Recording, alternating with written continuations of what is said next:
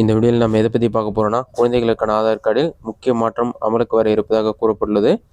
இது சம்பந்தமாக வெளியான அறிவிப்பு என்ன என்பதை பற்றி தான் இந்த வீடியோவில் நம்ம டீட்டெயிலாக பார்க்க போகிறோம்.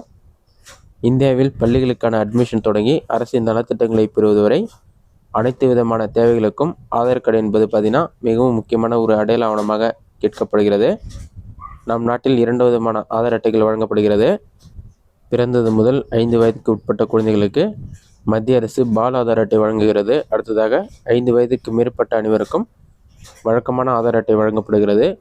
பள்ளியில் அட்மிஷன் போடுவது தொடங்கி அரசின் ஸ்காலர்ஷிப், ரேஷன் அட்டையில் பெயர் சேர்ப்பது வரை அனைத்திற்குமே ஆதார் அட்டை என்பது முக்கியம். எனவே குழந்தை பிறந்து அவர்கள் 5 வயது முடிவதற்குள் பால் ஆதார் அட்டையை வாங்கி வைத்துக் கொள்வது நல்லது என்று கூறப்பட்டுள்ளது. தற்போது குழந்தைகளுக்கான பால் ஆதார் அட்டை பெறுவதில் மிக முக்கியமான ஒரு மாற்றத்தை இந்திய தனித்துவ அடையாள அமைப்பான UIDAI கொண்டு வந்திருக்கிறது. இந்த அமைப்பின் தலைமை செயல் அதிகாரியான புவனேஷ்குமார் இந்த அறிவிப்பினை வெளியிட்டுள்ளார். இதன்படி இனி 5 வயது வரையிலான குழந்தைகளுக்கு பால் ஆதார் அட்டை பெறுவதற்கு அவர்களின் பிறப்பு சான்றிதழ் கட்டாயம் என்று தெரிவிக்கிறார். பிறப்பு சான்றிதழின் அடிப்படையில் மட்டும்தான் குழந்தைகளுக்கான ஆதார் அட்டை வழங்கப்படும் என்றும் அவர் கூறியுள்ளார்.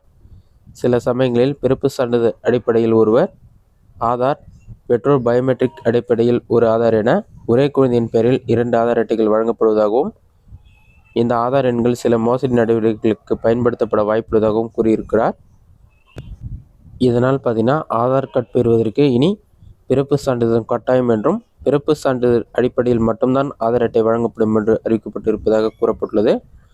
இதற்காக UIDAI அமைப்பு அனைத்து மாநிலம் மற்றும் யூனியன் பிரதேசத்தின் பொது பதிவுத்துறையிடம் ஒருங்கிணைந்து செயல்பட இருப்பதாக தெரிவித்திருக்கிறார். இதன் மூலம் குழந்தைகளின் பிறப்பு சான்றிதழை ஆதாருடன் இணைத்து அதன் அடிப்படையில் ஆதார் வழங்கப்படும் என்றும், அடுத்த 3 மாதங்களில் இது நாடு முழுவதும் நடைமுறைக்கு வந்துவிடும் என்றும் தெரிவித்திருக்கிறார். இவ்வாறு பிறப்பு சான்றிதழுடன் ஆதார் இணைத்துவிட்டால் ஒரு குழந்தையின் பெயரில் 2 ஆதார் பதிவு செய்யப்படுவது தடுக்கப்படும் என்றும் கூறப்பட்டுள்ளது. இதனால் பார்த்தீங்கன்னா குழந்தைகளுக்கான ஆதார் கார்டு பெறுவதற்கு பிறப்பு சான்றிதழ் கட்டாயம் வேண்டும் என்று கூறப்பட்டுள்ளது.